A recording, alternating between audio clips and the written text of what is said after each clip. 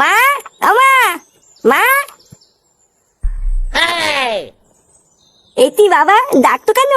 তোর ঠাকুমা কোথায় রে? ঠাকুমা, আমি তো জানি না।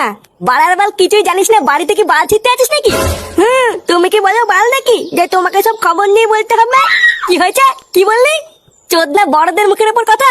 লেওরা সাটায় এমন পাড়া মেরে ধরবো না, ছটপটি মরে যাবি বলি তো। এই তুই সাত সকাল বলে কোথায় গা মারাতে গেছিস রে? আমি আমি তো হাঁটতে গেছিলাম।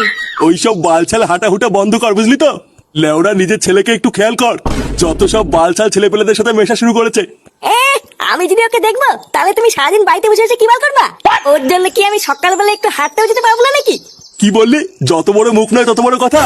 বাড়া যদি হাঁটতেই যেতে হয় তাহলে কাল থেকে ওকে সাথে নিয়ে যাবি, না হলে আর কাল থেকে হাঁটতে যাবি না। কথাটা যেন মাথায় থাকে। আর ভিড় বাড়া, একটু হাঁটতে গিয়ে শান্তি নেই। এখন আবার এই বাড়ার বালটাকেও সাথে নিয়ে যেতে হবে।